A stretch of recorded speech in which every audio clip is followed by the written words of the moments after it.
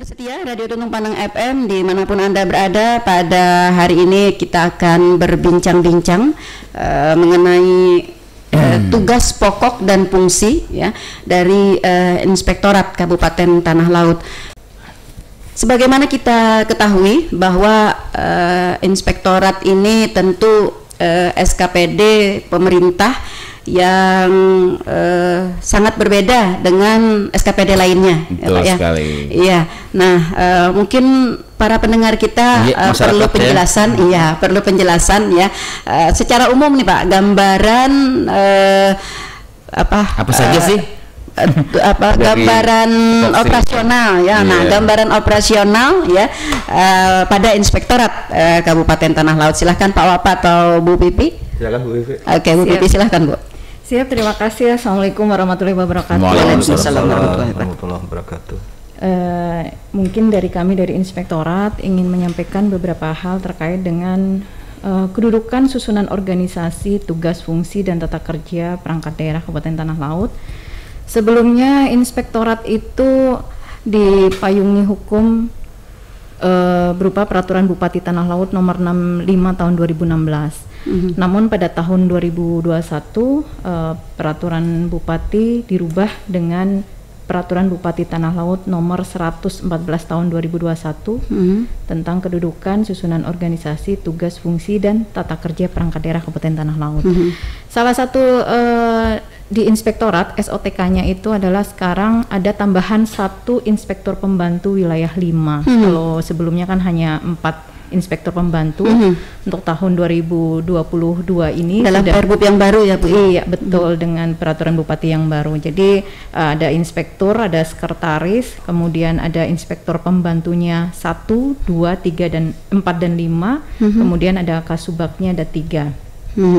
Kemudian bisa kami jelaskan juga bahwa dari urean tugas atau fungsi kami di Inspektorat itu intinya adalah di area pengawasan.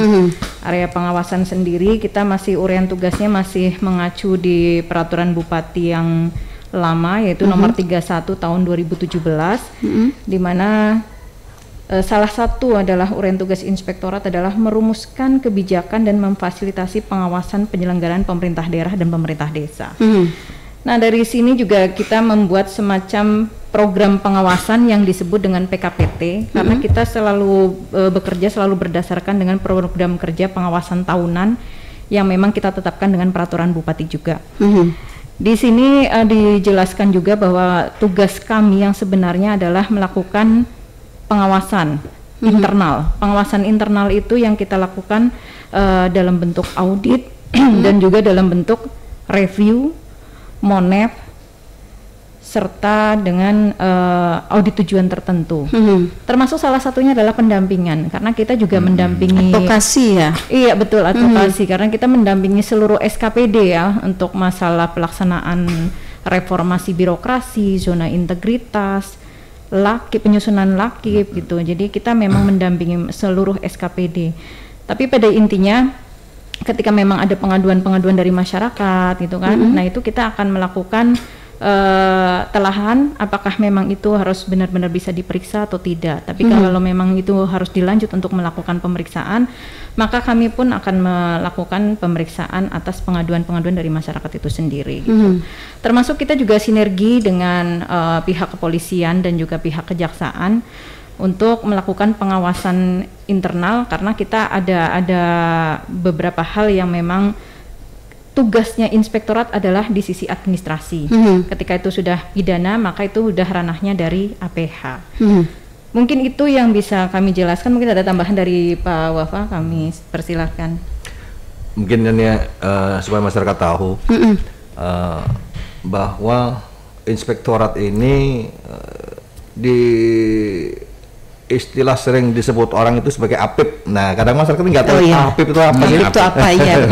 Ya kan, aparat pengawasan internal pemerintah ya kan. Jadi artinya kita ada mengenal ada namanya pengawasan eksternal, ada pengawasan internal. Nah, kita masih masuk dalam kategori pengawasan internal. Jadi kewenangan kita adalah tadi seperti disebutkan oleh Bu Vivi adalah lingkupnya di pemerintah daerah dan desa. Ya, kemarin memang ada beberapa masyarakat yang menginginkan kita melaksanakan audit di beberapa badan usaha atau di lembaga-lembaga swasta, itu otomatis tidak sesuai dengan kewenangan kita. Jadi belum termasuk ya Pak ya? Belum termasuk dalam tupoksi ya. Belum termasuk. Jadi ini perlu dipahamkan pada masyarakat bahwa kita adalah aparat pengawasan internal. Kecuali memang di dalam perjalanannya ada permintaan-permintaan dari masyarakat dan disetujui oleh pimpinan daerah kita, nah itu merupakan suatu tugas yang dilaksanakan dan diperintahkan oleh pimpinan. Nah, itu mungkin bisa kita akan diatur kemudian, mandatori sifatnya. Iya. Baik, tadi Bu Pipi menyampaikan bahwa tugas pokok ya antara membina dan mengawasi. Jadi berarti ini ada unsur pembinaan ya Pak ya, pembinaan terlebih dahulu. Nah, pembinaan ini teknisnya seperti apa? Mungkin pada saat apa dilakukan begitu? Apakah setelah adanya pengawasan baru pembinaan, ataukah pembinaan baru pengawasan? Seperti apa teknisnya? Apa saja yang bisa menjadi ranah pembinaan dari inspektorat? Ya, Bu Pipi silakan.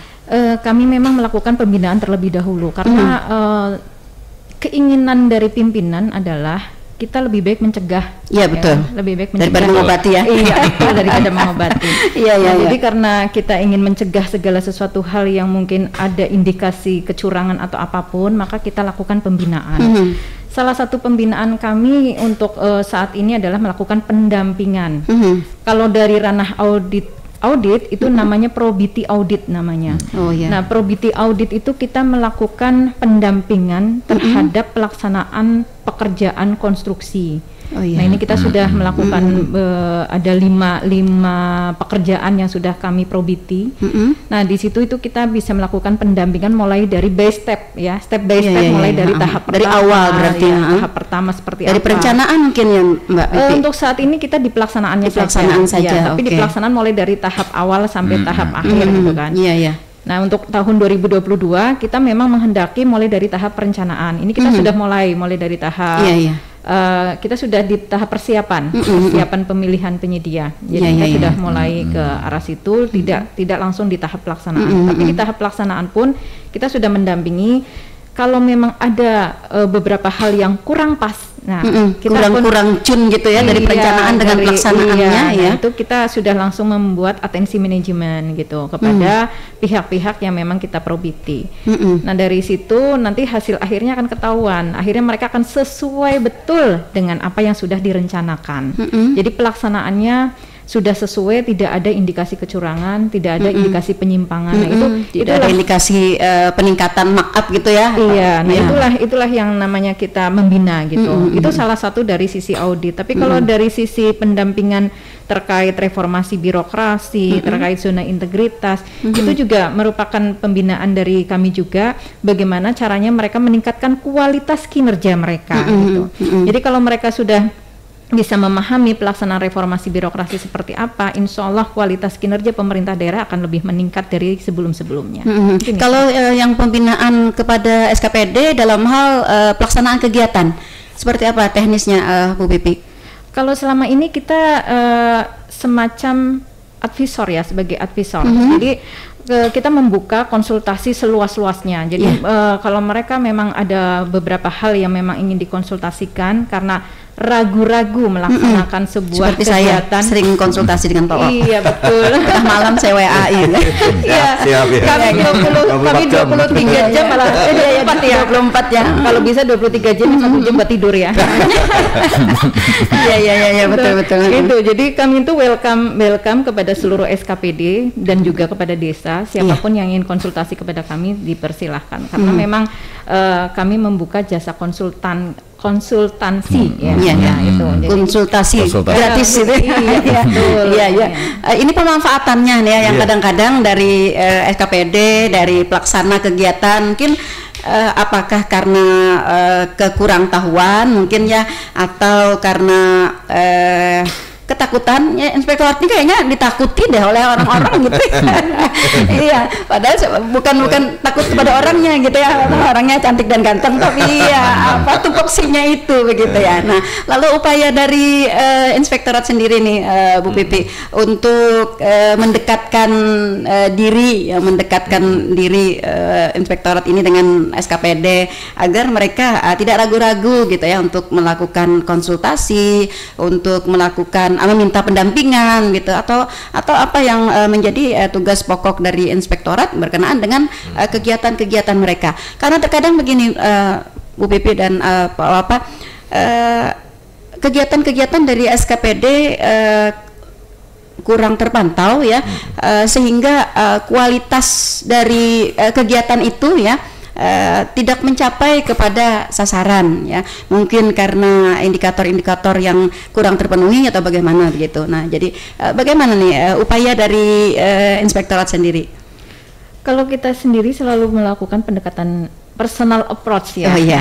Personal approach-nya ya. Iya. Nah, itu kalau secara pendekatan pribadi, pendekatan personal kepada masing-masing SKPD itu sudah kita lakukan mulai dari tahun 2018-19 sebenarnya sudah. Cuman hanya saja mereka masih agak-agak takut kalau nanti dibuka terus terang, takutnya ada temuan. Padahal tidak. Justru kita di dalam ranah pembinaan ya, itu menjadi ketika kita suatu kesempatan gitu. Iya, kita akan mencari solusi yang terbaik gitu kan. Kita akan mencari solusi terbaik. Kalau misalkan ini ada sesuatu hal yang memang perlu diluruskan, dibicarakan bersama bahwa ini apakah menyimpang atau tidak. Nah, itu kita akan mempelajari semua aturan-aturannya, karena gini, kadangkala orang hanya mengetahui aturan lama, ternyata di aturan baru sudah berubah gitu. Nah, jadi kita sama-sama saling mempelajari dan sama-sama saling memberikan solusi. Nah, untuk saat ini justru saya terima kasih sekali ya, terutama kepada Dinas Capil. Nah, Dinas Capil itu luar biasa itu kan, karena benar-benar bisa berkoordinasi lebih baik dengan kami sehingga mendapatkan predikat WBK dari Menpan, ya kan, dan sampai sekarang mereka selalu bilang ke seluruh kabupaten kota yang memang berkunjung ke sana, selalu bilang kami WBK itu adalah thanks a lot to inspektorat. Nah, intinya kan mereka merasa berterima kasih kepada kami. Jadi kami merasa tersanjung dan merasa terharu juga ya bahwa kami ini berhasil untuk membina SKPD gitu. Dan kami berharap SKPD lain pun bisa seperti itu. Mengikuti begitu ya, mengikuti. Iya, karena ketika mereka benar-benar berkoordinasi dengan kami welcome sampai kapan misalkan hari libur pun kami welcome. Asal memang benar-benar kita saling sinergi. Gitu. Ada upaya misalnya ada program misalnya ya Mbak Pipi, setiap tahun misalnya apakah ada semacam pertemuan begitulah bagi Kasubag Perencanaan atau bagi para pelaksana kegiatan di SKPD gitu ya, untuk menjelaskan kepentingan ini seperti itu? Belum mungkin ya? Belum, kita memang belum. Tapi untuk mengumpulkan Kasubag Perencanaan, terus sekretaris, kita sudah pernah itu, cuman memang belum menjelaskan secara detail terkait dengan konsultasi ini. Iya, oke, mungkin pada kesempatan ini ya sangat bagus nih bagi para SKPD kita yang ingin berkonsultasi. Ini mumpung kegiatan kita baru akan dimulai ya, Nah, berkonsultasi apa nih yang perlu kita siapkan, apa yang perlu kita atur dalam pelaksanaan kegiatan-kegiatan kita.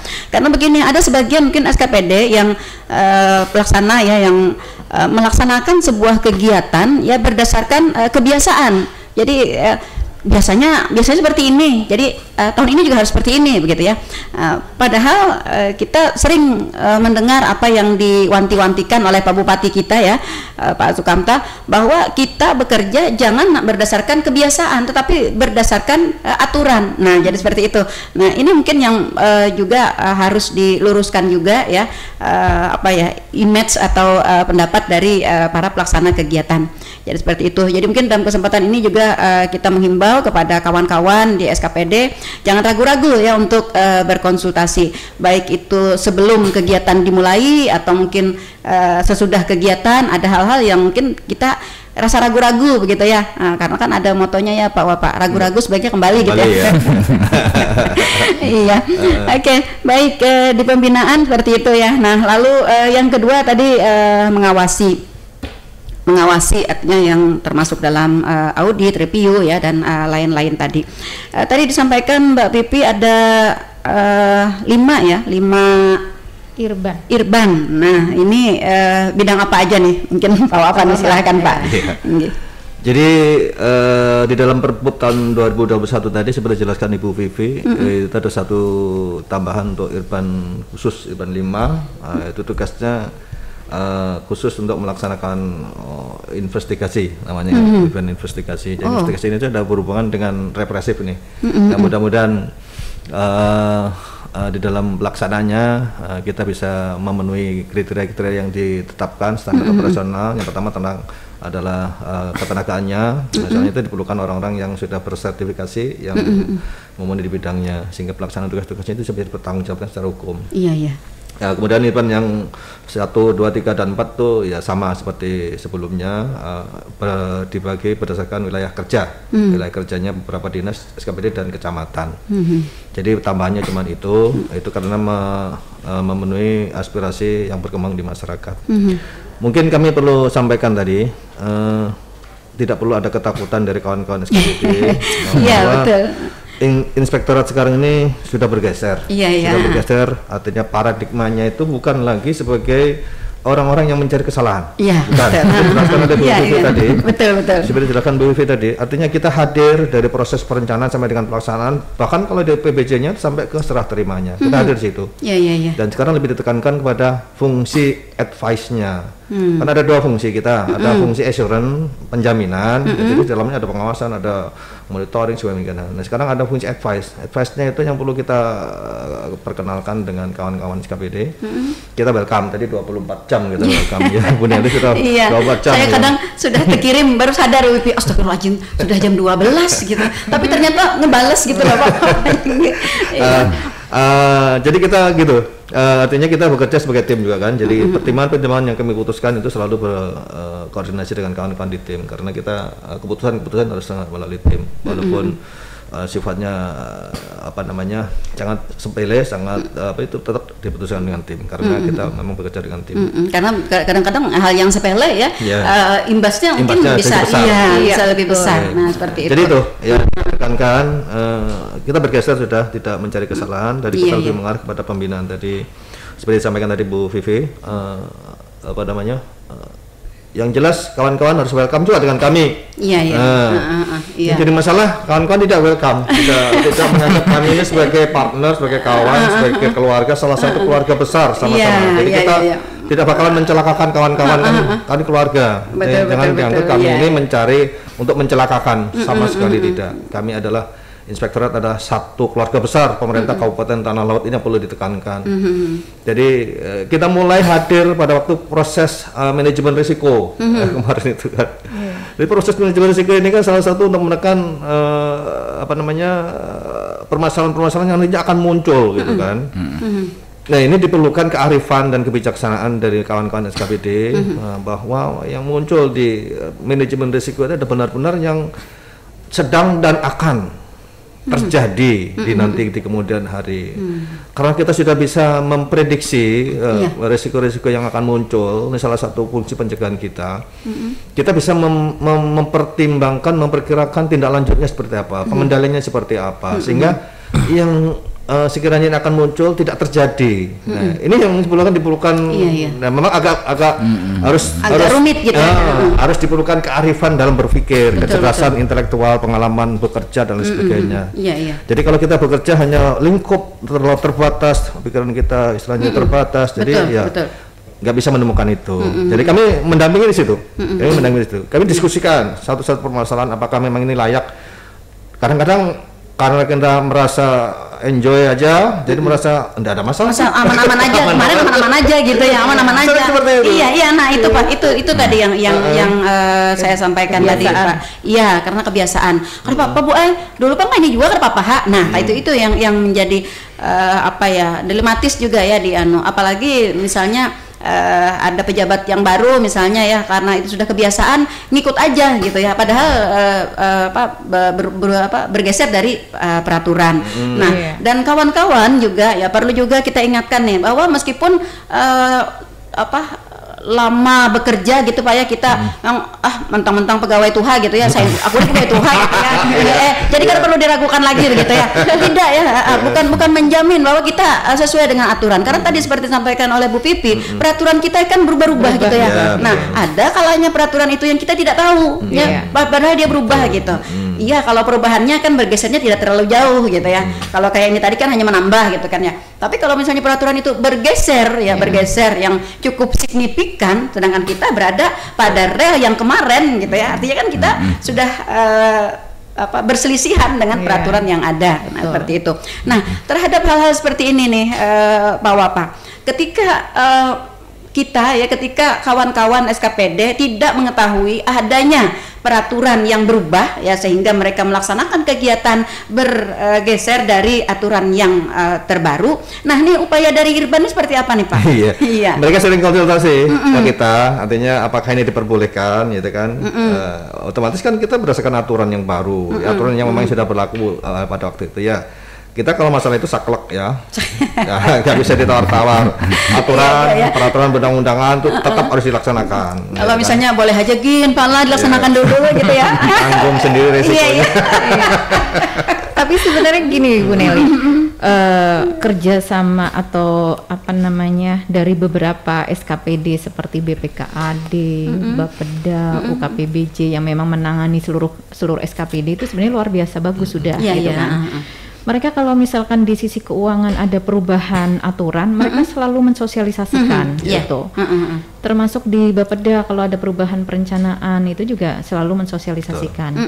Apalagi UKPBJ karena vital ya, itu sangat vital itu di UKPBJ. Jadi ketika UKPBJ ada perubahan pun mereka juga sudah mensosialisasikan. Segera gitu ya. Iya, hanya saja kadang-kadang kalau sudah terlanjur terjadi itu baru ke inspektorat gitu kan. Iya, hanya saja juga biasanya pas lagi sosialisasi yang hadir lain orangnya, yang pesannya orangnya, karena itu juga menjadi sebuah dilematis di SKPD kita. Gitu. Jadi kita kalau misalkan ada yang konsultasi, kita pun akan selalu bersinergi dengan SKPD teknisnya. Misalkan ini terkait apa? Terkait barang dan jasa ini. Kalau barang jasa kita langsung koordinasi dengan UKPJ. Kalau misalkan terkait dengan keuangan kita langsung ke BPKAD gitu. Jangan sampai nanti ada miss gitu kan. Karena kita kan meskipun beda instansi tetap satu tim dalam TAPD gitu. Betul. Karena kadang-kadang begini Pak ya, di RKA kita kan tulisannya saklek, apalagi kita sekarang pakai sistem yang SEPD ya, SEPD gitu yang saklek betul di situ. Nah, sehingga ada yang tulisannya memang narasumber di dalam RKA-nya. Nah, ketika di lapangan pelaksanaannya itu menjadi mentor atau menjadi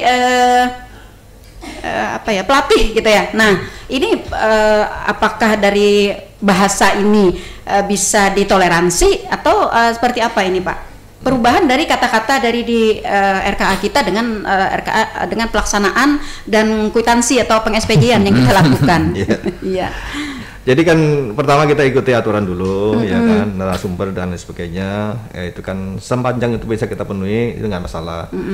Kemudian seandainya terjadi pergeseran, kita bisa mempertimbangkan apakah ini sudah masuk ranahnya disengaja, ya kan, ada ranah mencari keuntungan, apakah ada ranah memang untuk hal-hal yang kurang baik. Kita bisa menilai di situ. Ya, kalau memang selama itu memang ada ilmunya memang kesalahan yang berat nih berat ini. Ya gitu. Jadi kita bisa menilai di situ. Kalau memang selama itu memang karena kealpaan dan lain sebagainya atau ketidaktahuan bahwa itu akan melanggar, akan berimplikasi, nah itu masih bisa dipertimbangkan. Masih bisa ditoleransi gitu ya. Apakah administrasi aja? Administrasi aja begitu. Atau misalnya penyebutan berbeda, tetapi misalnya tidak membedakan arti misalnya ya masih bisa dimaafkan ya Pak ya. Masih bisa dipertimbangkan.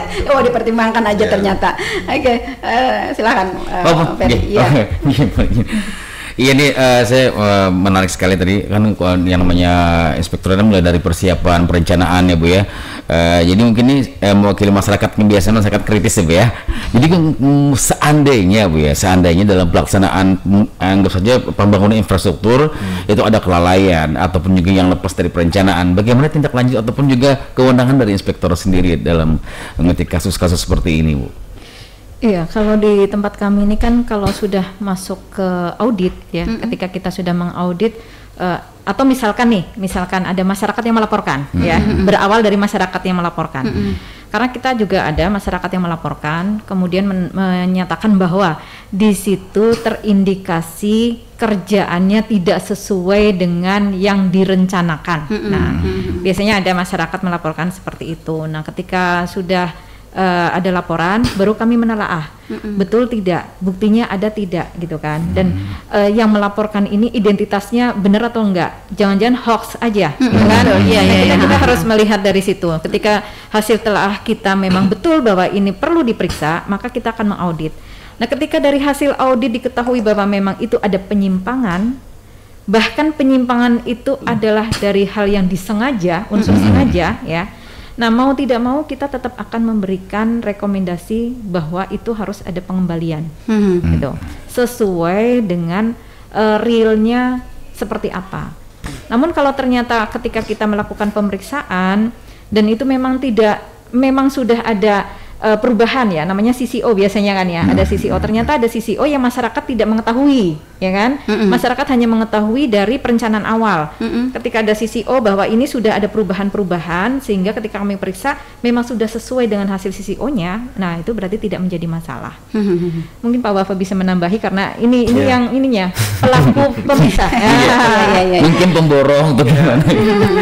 Iya, jadi benar, ini masyarakat punya hak untuk mengawasi bagaimana proses pengadaan barang dan jasa yang terjadi sebagai fungsi di kontrol lokasi sosial kita, ya. fungsi kontrol sosial.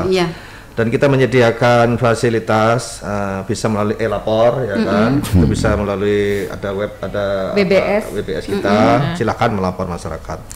Dan kita sudah ada mekanismenya yang barusan kita rilis kemarin, ada PKS kita dengan aparat penegak hukum antara inspektorat dengan Polres Tanah Laut dan Kejaksaan Kajari.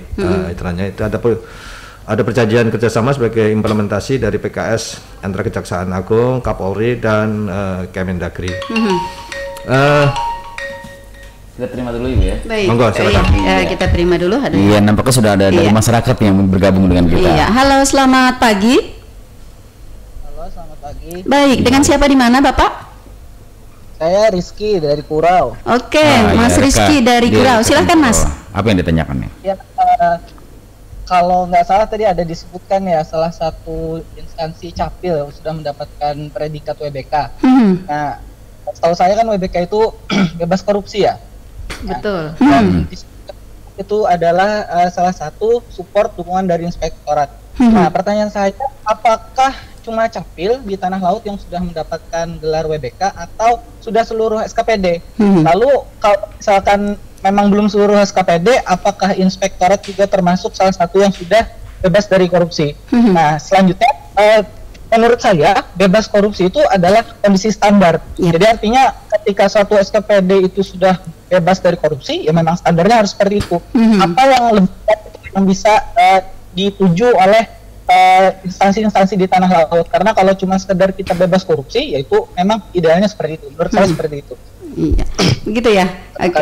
Oke, baik, terima kasih Mas Rizky di Kurau. Ya. Iya, baik, ini bagus banget ya, bagus banget pertanyaannya. Baik, silahkan mungkin langsung dijawab Pak Wapa atau Bu Pipi, silahkan Bu Pipi dulu. Kepada Mas Rizky ya, selamat pagi Mas Rizky, terima kasih atas pertanyaannya. Untuk di Tanah Laut kita sudah ada 2 instansi yang mendapatkan predikat WBK dari Kementerian Pendayagunaan Aparatur Negara dan Reformasi Birokrasi. Jadi salah satunya adalah Dinas Kependudukan dan Catatan Sipil.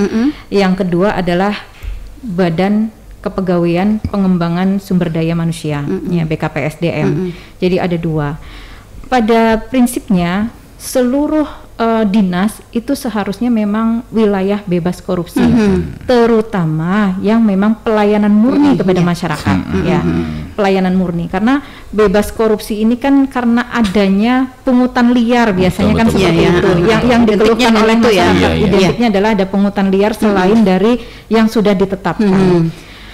Kenapa kok dari sekian SKPD baru 2? Nah, kita perlu ketahui bahwa kita dari inspektorat sendiri itu sudah melakukan koordinasi dengan pimpinan dan sudah mencanangkan 11 SKPD untuk ditetapkan sebagai unit kerja yang menuju wilayah bebas korupsi, ya, menuju WBK. Dari 11 SKPD itulah yang bisa kami usulkan, karena untuk mengusulkan ke Kementerian Menpan itu harus dicanangkan keseluruhan. Hanya saja ketika kita mau melakukan usulan ke Menpan, itu banyak hal yang tidak hanya kaitannya dengan bebas korupsi saja, tapi di situ juga harus ada inovasi. Ya.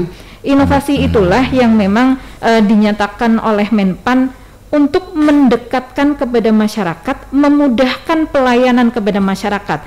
Dan yang ditekankan oleh Menpan itu sendiri adalah pada pelayanan murni kepada masyarakat.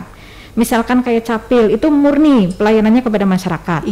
Kemudian BKPSDM murni pelayanannya kepada pegawai, seluruh pegawai itu murni dilayani.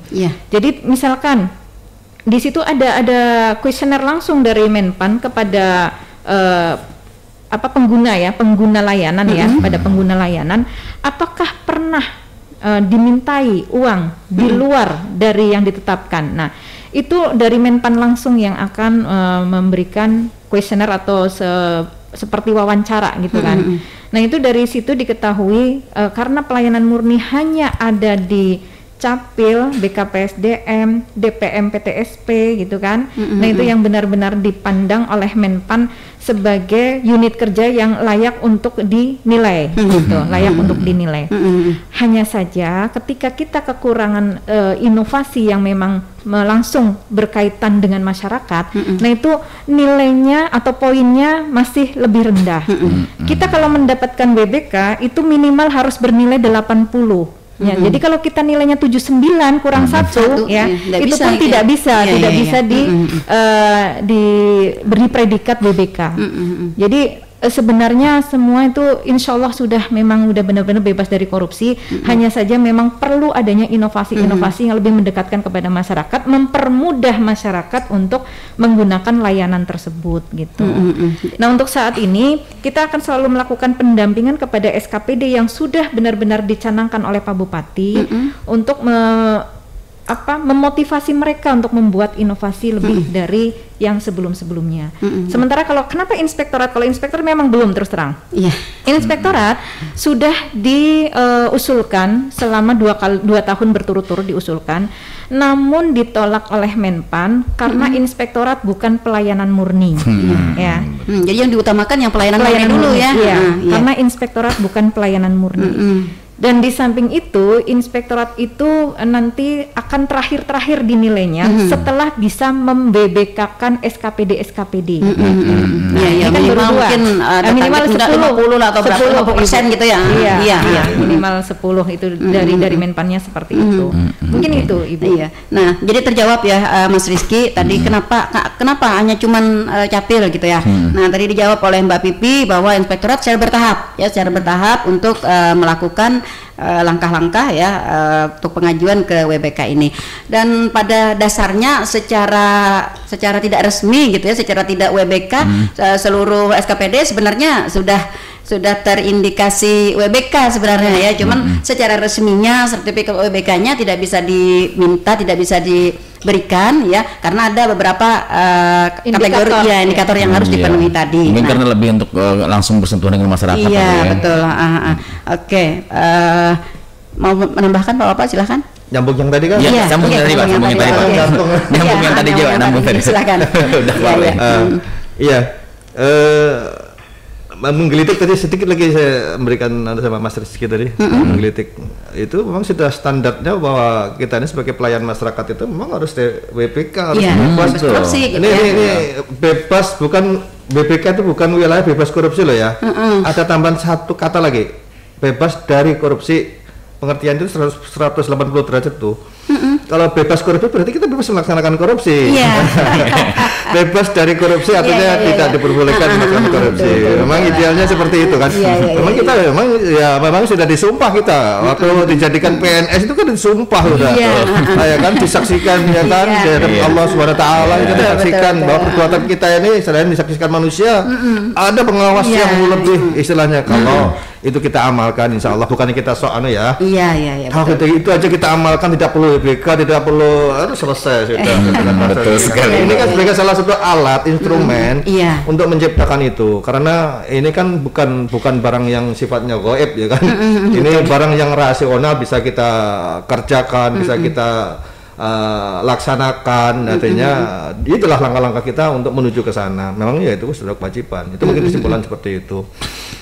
Nah, kembali waktu tadi masyarakat mempunyai kewenangan berwenang masyarakat ini untuk melaksanakan pengawasan proses-proses pembangunan yang ada di Kabupaten Tanah Laut melalui saluran-saluran yang sudah kami sebutkan tadi. Nah, kami mekanismenya untuk melayani itu juga sesuai dengan sampaikan oleh Bu Vivi tadi. Artinya laporan yang masuk kepada kita itu akan kita verifikasi. Apakah itu ditelaah dulu gitu ya. Ada penelaahan. Memang itu sesuai dengan standar operasional kita. Jadi laporan yang bisa kita tindak lanjuti seperti sampaikan Bu Vivi tadi, artinya laporan itu jelas, bukan hoax, ya kan? Jelas ditandai dengan ada KTP tadi. Ada kemudian, identitas pelapornya ya. Ada identitas yang jelas. Kemudian ada 2 alat bukti. Nah ini kadang-kadang masyarakat itu kan sudah tugas mereka, bukan tugas kepolisian mencari alat bukti. Bukan itu. Yang kami maksud adalah alat bukti memang harus disertakan.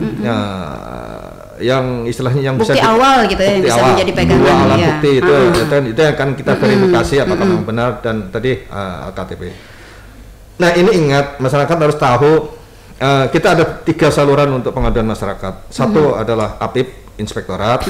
Ini tolong diperhatikan dan di betul-betul kita pahami bersama. Yang kedua adalah kejaksaan. Yang ketiga adalah kepolisian. Jadi masyarakat berhak melapor ke 3 aparat ini.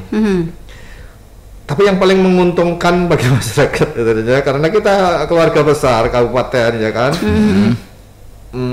Tergantung tujuan dari pelaporan ini. Terlebih pelaporan ini istilahnya hendak mencari-cari kesalahan atau hendak memberikan semacam pembinaan dalam artian menegur ya kan masyarakat berat. Atau dalam artian dendam. Nah ini ada tiga kategori itu. Tapi kalau sudah kategorinya dendam, ini kan ini yang perlu kami persaingan yang tidak sehat gitu ya. Salah semua jadinya Pak. Kami harus arif dan bijaksana ini. Betul. Jadi manfaatkan saluran itu dengan mekanisme yang sudah ada. Jadi masyarakat boleh melaporkan langsung ke aparat penegak hukum, baik itu kejaksaan maupun kepolisian, atau bisa langsung ke APIP ke kita, ke inspektorat. Jadi prosesnya sesuai dengan standar operasional dan perjanjian kerjasama. Manakala laporan masyarakat ini masuk ke inspektorat, akan kita verifikasi tadi, sebagaimana SOP-nya. Kalau memang memenuhi persyaratan, kami akan masukkan di dalam PKPT perubahan dan akan kita laksanakan untuk proses auditnya, apakah dalam bentuk audit tujuan tertentu, apakah dalam bentuk audit rutin. Kita punya 2 saluran. Audit rutin itu memang sudah kita tertulis dalam PKPT secara fix dalam 1 tahun ke depan. Kemudian audit tujuan tertentu itu memang ada kita berikan space juga, artinya ini sesuai dengan permintaan daripada masyarakat. Kita langsung laksanakan. Setelah kita laksanakan, memang di situ ada unsur-unsurnya tadi. Jadi kalau memang sifat daripada pengaduan ini seperti yang kami sampaikan di muka, ya kan, ada membina, ada menegur, dendam. Nah ini dendam kesumat, apalagi kan. Jadi mohon maaf ya kalau kayak film ya. Ya kita abaikan dulu gitu ya. Bukan Bu Nari. Ya kalau yang dendam kesumat ini, tetap kita tindak lanjuti. Tetap kita tindak lanjuti. Tetapi tindak lanjutnya ini kita justru lebih berhati-hati. Dendam kesumat ini mereka punya banyak data dan informasi. Itu satu hal yang positif untuk kita. Suatu masukan positif untuk inspektorat. Jadi kita tinggal mengklarifikasi dan mengkonfirmasi pada lapangan gitu kan, dengan perhitungan-perhitungan yang detail, teruskan dengan aturan teruskan kriterianya. Ini yang lebih menguntungkan juga pada kita. Tapi kita juga perlu memberikan penyadaran pada dendam kesumat ini, perlu penyadaran bahwa kalau namanya dendam seperti ini kalau tidak di manajemen dengan baik, dia akan keluar ini, akan lebih seperti bola panas, bola salju, tajam gitu, keluar lagi, besar. Dan ini sudah terjadi, kami sudah mengalami hal seperti ini, dan alhamdulillah clear, ya kan. Itu pertama, kalau sudah masuk di dalam inspektorat, kita sebagai tugas kita laksanakan. Kalau memang paham sepanjang memenuhi persyaratan yang dipersyaratkan. Kemudian kalau laporan ini masuk ke aparat penegak hukum, kejaksaan ataupun ke kepolisian, mereka akan melaksanakan lidik, ya kan. Dari kewenangan mereka akan dilaksanakan lidik. Nah, bisa juga kalau di dalam PKS-nya mereka akan mengembalikan ke kita, ke APIP, ya kan. Tapi ada juga kan kawan-kawan kita itu bisa juga istilahnya langsung ke proses lidik dan sidik gitu kan, itu kewenangan mereka. Jadi artinya kemungkinan kalau untuk marah ke ranah yang lebih dalam itu bisa kemungkinan terjadi. Kalau dimasuk ke kita itu ya lebih memang arahnya kan karena internal tadi. Kita tidak mempunyai kewenangan kan berbeda dengan APH. Kewenangan kita tidak mempunyai kewenangan memaksa. Kita lebih ke keluargaan dan pembinaan gitu ya. Memang kewenangan kita tidak ada dengan peraturan perundang-undangan. Tapi teknis kewenangan kita ya berbeda. Terbatas. Gitu kan. Jadi ya kita laksanakan sesuai dengan kewenangan kita. Mungkin itu yang. Tadi Pak Wapak sedikit lagi Pak. Tadi Pian sampaikan bahwa ada pengawasan secara rutin gitu ya, ada pengawasan secara rutin yang dilakukan. Nah, ini mungkin ada kategorinya, mungkin ya ada per triwulan atau per semesteran atau per tahunan atau seperti apa Pak? Iya, seperti disampaikan Bu Vivi tadi, kita punya PKPT, program pengawasan tahunan. Di situ sesuai dengan sekarang kita susun berdasarkan PPBR, berdasarkan skala prioritas berdasarkan risiko yang akan muncul di setiap SKPD. Di samping ada mandatori yang harus kita laksanakan seperti dari pimpinan daerah, kemudian dari sekarang kita lagi mesra dengan KPK kan, dengan MCT, Kamsubkah itu kan, itu sangat mesra dan sangat mewarnai kegiatan-kegiatan di inspektorat, termasuk bagaimana kita melaksanakan review HPS yang sekarang sudah kita laksanakan. Itu kan salah satu proses early warning system kan. Ya, bagaimana kawan-kawan di dalam proses PBJ sebelum ditayangkan itu HPS kita review. Apakah HPS itu sudah real dengan kondisi lapangan, real dengan aturan 28 hari ya, 28 hari sebelum 26 ya. 28 ya. Jadi sebelum proses pelaksanaan itu harus ada survei lapangan. Jangan capek menggunakan survei tahun sebelumnya, gitu kan. Dan kasihan. Jadi kita drill. Jadi kondisinya memang seperti itu. Jadi kita mencegah hal yang sifatnya pemborosan, tidak inefisiensi, seperti itu kan. Tidak realistis gitu ya. Jadi itu proses itu sudah susun selama 1 tahun dengan corak yang berdasarkan skala prioritas dari mandatori dari pimpinan daerah, dari KPK, kemudian dari BPKP untuk kapabilitas APIP itu kan kita laksanakan, di samping dari Jakwas yang sudah ditentukan oleh Kemendagri. Jadi ada beberapa yang harus kita perhatikan yang akan kita buat dalam susunan perencanaan kerja tahunan. Dan ada juga di situ ada space-space yang nanti akan seperti pengaduan masyarakat. Pengaduan masyarakat itu belum bisa kita prediksi pada 1 tahun ke depan. Itu akan kita berikan proses, ada space ATT namanya, artian tujuan tertentu.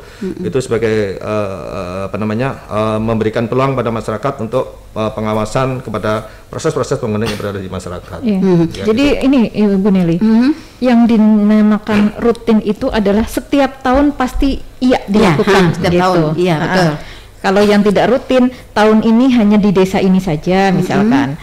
Mandatnya seperti itu karena ada resiko di situ. Nah, tahun depan bisa jadi desa itu sudah nggak ada gitu. Tapi kalau yang itu rutin setiap tahun ada. Iya, setiap tahun ada. Baik, Bu Pipi, Bapak, kalau misalnya setiap tahun ada gitu ya, berarti kan ini jangka waktu berjalan 1 tahun ya Pak ya, 1 tahun. Nah, ketika sudah berjalan gitu ya, ketika sudah berjalan kalau 1 tahun. Nah, adakah misalnya per semesteran sehingga kalau misalnya ada kesalahan ya atau misalnya ada pembelokan itu sudah masih belum terlalu jauh begitu. Nah, itu seperti apa nih upayanya? Kalau setahun kan berarti udah selesai nih. Berarti kan beloknya ini udah pas banget nih, belok banget gitu. Iya. Kalau kita di inspektorat itu kalau untuk PKPT yang justru kalau untuk yang obriknya adalah desa, obriknya adalah SKPD, itu namanya bukan rutin. Kalau di tempat kami rutin itu seperti review RKA setiap tahunan, review laporan keuangan setiap tahunan, review Renja RKPD setiap tahunan gitu. Nah itu biasanya yang review itulah yang setiap tahun yang rutin harus ada. Sementara kalau untuk pengelolaan dana BOS, mana yang harus kita pilih, itu yang beresiko gitu. Terus pengelolaan dana desa, mana yang harus kita pilih, itu yang beresiko. Tapi kalau ketika kita sudah menyatakan bahwa desa A lah yang harus kita periksa, maka ada beberapa irban yang memeriksanya itu tahun sebelumnya sampai dengan semester pertama. Nah itu jadi sudah langsung otomatis sampai dengan semester pertama itu. Jadi tidak melulu 1 tahun yang kemarin aja yang diperiksa, tidak, langsung ke semester terakhir gitu. Oke. Jadi memang ada penjagaan gitu ya. Penjagaan di samping supaya tidak beloknya nih terlalu jauh gitu ya. Mungkin karena ketidaktahuan atau kenapa gitu ya, supaya jangan fatal banget. Mungkin kalau boleh tahu Bu Pipi, untuk yang mungkin beberapa tahun yang sudah lewat, apakah ada desa yang punya masalah? Karena kan sekarang kan dana desa itu rawan sekali Pak ya, besar sekali sekarang. Jadi bagaimana pembinaan mungkin dari inspektor dari pemerintah desa ini, karena biasanya bukan mereka untuk bisa menyelewengkan, bukan, tapi mungkin kan masalah administrasi mereka input datanya atau gimana. Jadi bagaimana nih mungkin sumber daya manusianya atau bagaimana Bu saat ini? Selama ini yang kita ketahui memang karena sumber daya manusianya ya. Jadi SDM-nya yang kekurangan dan kurang memahami aturan, kurang memahami aturan. Kemungkinan besar ketika sosialisasi tentang aturan pengelolaan dana desa, yang hadir kepala desanya, ya kan? Perangkatnya tidak hadir. Nah, kepala desa ketika sudah selesai sosialisasi menjelaskannya mungkin tidak sejelas narasumber. Nah itu jadi itu kadang ada miss. Tapi mereka alhamdulillah sampai dengan saat ini itu kooperatif dengan kami. Ketika memang ada sesuatu hal yang menurut mereka kurang pas atau tidak tahu, mereka akan konsultasi gitu ya, konsultasi. Hanya saja makanya kami memilih yang diperiksa adalah yang beresiko tinggi, karena yang beresiko tinggi ini kadang yang tidak paham sama sekali. Jadi inilah yang bermasalah gitu ya. Jadi pasti ada desa yang bermasalah. Ya, desa yang bermasalah ini karena ketidaktahuan itu, ada juga karena memang kelalaian, tahu tapi lalai. Ada juga yang memang faktor kesengajaan.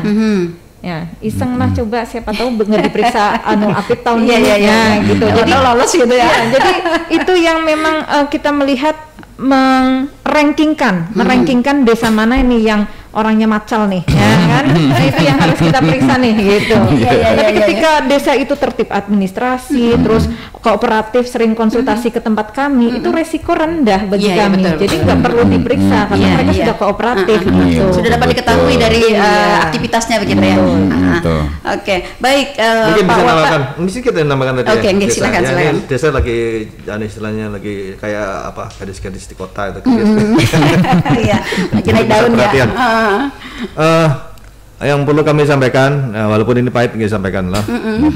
Sebetulnya muara daripada permasalahan timbul di desa, satu kuncinya dari kepala desanya. Mainstream dari kepala desanya dulu, niat dari kepala desanya dulu. Kalau niat memang betul-betul, mohon maaf, untuk membangun apa sekalian, insya Allah tidak akan terjadi. Pasti di situ akan banyak, kalau misalkan ada hambatan-hambatan pasti akan bertanya ke kita dan lain sebagainya. Pasti ada upaya untuk apakah ini benar, gitu. Pasti bertanya. Iya, betul. Tapi kalau ada sudah mainstreamnya, sudah ada tujuan sudah, mohon maaf, dan telah petik itu kan, kami nggak bisa apa-apa itu, kami bisa mengalihkan apa. Aparat segala macam itu membantu, itu karena apa, perangkat desa membantu, sangat membantu. Kalau memang tujuannya baik, pasti dicarikan perangkat-perangkat yang bagus dan berkualitas, pasti bukan sebaliknya. Dan peran-peran sering terjadi mempersalahgunakan peran sesuai dengan tugas dan fungsi masing-masing. Kepala desa sebagai apa, sekretaris desa sebagai apa, kemudian pelaksana kegiatan sebagai apa, PK sebagai apa. Itu hal-hal yang itu padahal tergantung pimpinan manajemen tertingginya itu kepala desa, itu satu. Iya. Baik, Pak Wapa dan Bu Pipi, hasil dari auditnya inspektorat tentu ada temuan mungkin ya, ada temuan ya. Pasti mungkin apakah itu hanya saja mungkin berat dan ringannya mungkin temuannya itu ya. Nah, tahapan-tahapan setelah pemeriksaan ini, setelah audit ini adanya temuan ini seperti apa nih tahapan-tahapannya? Kalau yang pertama ketika laporan hasil pemeriksaan sudah terbit, nah itu kami langsung menyampaikan ke OBRIK. Misalkan kita dana desa, kita langsung menyampaikan ke desanya. Nah, kita sudah menyampaikan ketika kesepakatan ekspos simpulan hasil pemeriksaan yang pertama itu, kita ada kesepakatan. Jadi mereka sudah tahu temuannya. Ya, oh ternyata ini betul atau tidak, karena kita kalau tidak ada kesepakatan juga tidak akan masuk dalam LHP gitu kan. Nah, ketika sudah ada kesepakatan, mereka sudah tahu, baru nanti ketika LHP disampaikan, mereka punya waktu 60 hari untuk mengembalikan kalau memang temuannya dalam bentuk uang. TGR misalnya. Iya. Kalau administrasi insya Allah cepat aja sih kalau administrasi. Nah itu, jadi mereka sudah memahami bahwa mereka harus mengembalikan itu. Berdasarkan dari PKS yang disampaikan Pak Wafa tadi, dengan PKS dengan kejaksaan dan kepolisian, maka melewati 60 hari akan diserahkan ke APH. Nah ini mungkin kalau ada pemerintah desa yang mendengar kita di sini, tolong dipahami, temuan inspektorat itu harus ditindaklanjuti maksimal 60 hari setelah LHP diterima. Ya. Setelah lewat dari 60 hari, kita punya kewenangan menyerahkan ke APH. Jadi jangan berlarut-larut ya ke APH gitu kan. Iya. Selesaikanlah dulu. Kalau sudah pas APH gitu ya, lalu mencak-mencak gitu, gimana nih inspektorat ini. Iya. Sebelum LHP, Bu Pipi, Pak Wapa, apakah ada pra atau ada apa sih upayanya sebelum ada LHP gitu, Pak Wafa? LHP ini menakutkan ya. Iya, itulah bedanya kita dengan aparat penegak hukum kan. Beda ini sangat apa namanya signifikan ya. Itulah APIP gitulah kan. Iya. Jadi prinsipnya di dalam LHP itu adalah kesepakatan. Ya kan, prinsip-prinsip LHP adalah bisa ditindaklanjuti, ya kan, kesepakatan dan bisa ditindaklanjuti. Artinya kalau LHP ini biar sepakat tetapi tidak bisa ditindaklanjuti, ya tidak akan kita masukkan di dalam rekomendasi di dalam LHP. Sebelum itu kan seperti sampaikan Bu Vivi tadi, ada P2HP namanya. P2HP ini adalah temuan pokok-pokok hasil pemeriksaan yang sementara kita temukan, kita sampaikan, kita ekspos, kita panggil pihak-pihak yang terkait dalam proses yang memang berkenaan, biasanya ya kepala SKPD-nya, kemudian dari sekretarisnya, kemudian dari PPTK-nya, BPK-nya, semua konfirmasi kita konfirmasi, kita panggil, kita ekspos, kita bahas satu persatu temuan-temuan dengan kriteria yang ada. Nah, setelah dibahas satu persatu, kita sepakati tiap poin, kemudian ditandatangan yang bersangkutan, artinya kita sepakat apakah itu dikembalikan, apakah itu harus secara administrasi aja diperbaiki. Sudah, kalau sudah semua ada ditulis berita acara kesepakatan ditandatangani oleh kedua belah pihak, baik oleh inspektorat maupun dari pihak auditan kita, ditandatangani. Artinya kalau sudah ditandatangani sepakat, nah itu nantinya akan kita tuangkan dalam LHP. Nah, kalau sudah LHP terbit, ini sekali lagi, sering kami sampaikan pada waktu ekspos tadi, kalau sudah terbit LHP tidak bisa diganggu gugat. Artinya kan tidak bisa menakutkannya tadi. Tidak bisa diganggu gugat. Nah, proses negosiasi dalam tanda apostrof pentong harus dimanfaatkan sebaik-baiknya. Bukan itu. Yang dinegosiasikan pada waktu proses P2HP ini ekspos gitu adalah argumentasi yang disertai dengan dokumen yang lengkap. Iya. Jadi proses untuk negosiasinya ini bukan di atas amplop, bukan di warung, bukan di. Artinya, manakala kawan-kawan SKPD ini bisa mempertanggungjawabkan, bisa memberikan argumentasi yang kuat disertai dengan bukti-bukti yang sah yang bisa kita yakini kita yakini bukti saya itu belum tentu bisa kita yakini yang kita yakini bahwa itu memang kita akui itu yang akan mengurangi dari temuan itu baik dari sisi administrasi maupun dari sisi kerugian negaranya. Sekali lagi ini yang sering kita tekankan. Silakan di situ kita saling beradu argumentasi, beradu peran masing-masing. Silakan kalau memang dijelaskan yang lebih menguasai siapa di situ ya kawan-kawan dia. Silakan kita bahas. Kita berbicaranya adalah dengan dokumen, dengan bukti. Dengan bukti ya, waktu yang bisa diterima. Yang bisa diterima. Selama itu tidak ada bisa membuktikan, ya kita tetap kokoh. Tetapi satu catatan, karena kita bukan APH, di situ ada satu space, ruang yang bisa dimanfaatkan oleh kawan-kawan. Artinya mereka tidak harus setuju, ya kan? Ini yang menakutkan tadi. Mereka tidak harus setuju dengan temuan APIP, tidak harus setuju. Kalau setuju beres, nggak masalah. Memang seharusnya seperti itu. Salah jamnya seperti itu. Ini mencegah hal-hal yang timbul di kemudian hari. Ini sering yang karena tidak setuju tadi, tapi dengan catatan. Kalau kawan-kawan tidak setuju, silakan buat berita acara ketidaksetujuan dengan hasil temuan inspektor, silakan. Tetapi di sini akan memberikan peluang pintu masuk untuk dilaksanakan investigasi. Yang lebih detail. Memang SOP-nya seperti itu. Dan kalau sudah investigasi, ini bisa berujung-ujung sampai ke ranah yang APK. Tidak kita inginkan sebetulnya pada fungsi kita sebagai pembinaan. Silakan mereka tidak setuju, tetapi di ranah ekspos bisa. Jadi ada kesepakatan untuk tidak setuju dan peluangnya diinvestigasi untuk tindak lanjutnya. Itu. Jadi ini tadi yang seperti tadi Ulun sampaikan, ketika ada waktu negosiasi kawan-kawan harus memanfaatkan dengan sebaik-baiknya, maksudnya untuk memenuhi persyaratan-persyaratan dan argumentasi yang diperlukan oleh inspektorat begitu.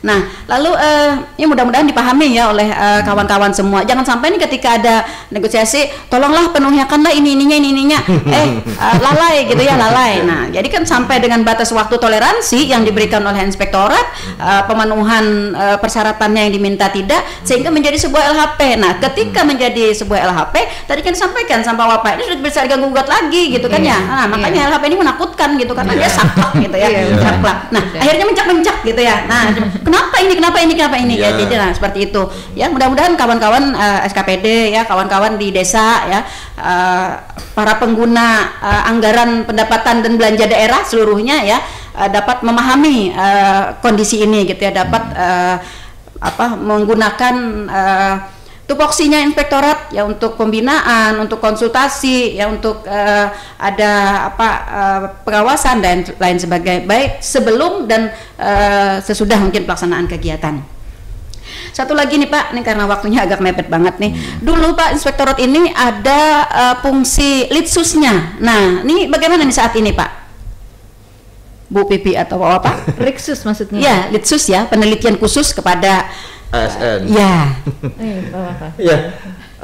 Sekarang fungsi itu adalah di BKPSDM. Jadi kita melaksanakan kalau ada ASN yang melanggar peraturan tentang disiplin, kode etik ya. Kode etik itu kalau di situ ranahnya sudah terindikasi pelanggaran berat, itu tim pembina kepegawaian melalui BKPSDM itu bisa menyampaikan surat permintaan untuk pemeriksaan khusus ke inspektorat. Jadi kalau terindikasi pelanggaran berat, ya kan, pelanggaran berat ini kan bisa diturunkan selama 2 tahun, turun pangkat, jabatan, lepas jabatan. Kemudian yang paling hukuman berat paling berat diberhentikan. Itu ranahnya di inspektorat. Nah kalau memang pelanggaran-pelanggaran yang bersifat tidak berat atau ringan menengah ke bawah itu dikembalikan kepada SKPD-nya masing-masing, dibina oleh pimpinan masing-masing. Yaitu mekanismenya. Ya. Apakah kita kan setiap tahun ya para ASN, para pelaksana PPTK itu menandatangani target kinerja ya? Kontrak kinerja Pak ya itu ya. Nah di bawahnya di klausul terakhir itu kan ada dituliskan bahwa ketika kita tidak memenuhi ya target kinerja itu maka bersedia menerima sanksi gitu ya. Nah terhadap tidak tercapainya target kinerja dari pelaksana kegiatan kita, apakah ini ranahnya juga dari inspektorat atau bagaimana? Ya. Sementara ini kan memang dipakai untuk BKPSDM dalam rangka pembinaan karier kan. Salah satu situ adalah hambatannya kalau ada terkena hukuman disiplin atau tidak mencapai perjanjian kinerja yang sudah disepakati, itu menjadi catatan. Itu ranahnya masih di BKPSDM. Oh iya. Baik, untuk memberikan statement terakhir nih. Iya, silakan. Jadi kepada semua SKPD dan juga pemerintah desa dan juga seluruh masyarakat yang mendengarkan pada pagi hari ini, dapat kami sampaikan bahwa ketika memang ada sesuatu hal yang ingin dikonsultasikan maupun yang ada hal yang ingin dilaporkan, kami welcome bisa melalui website inspektorat ya. Tinggal klik inspektorat saja, nanti di situ ada menu WBS, ada menu lapor saber pungli, ada menu lapor pungli, ada menu gratifikasi ya. Dan juga bisa konsultasi langsung di situ karena ada menunya juga. Kemudian kalau untuk yang mau langsung datang ke tempat kami welcome juga. Kami sudah menyediakan sarana konsultasi terpadu ya. Di situ ada media solusi terpadu namanya. Nah, itu silahkan datang saja ke tempat kami. Tidak perlu berjanji dengan siapapun karena kami welcome siapapun nanti bisa menerima gitu. Jadi mungkin itu saja bagi seluruhnya, baik itu SKPD, desa maupun masyarakat. Terima kasih.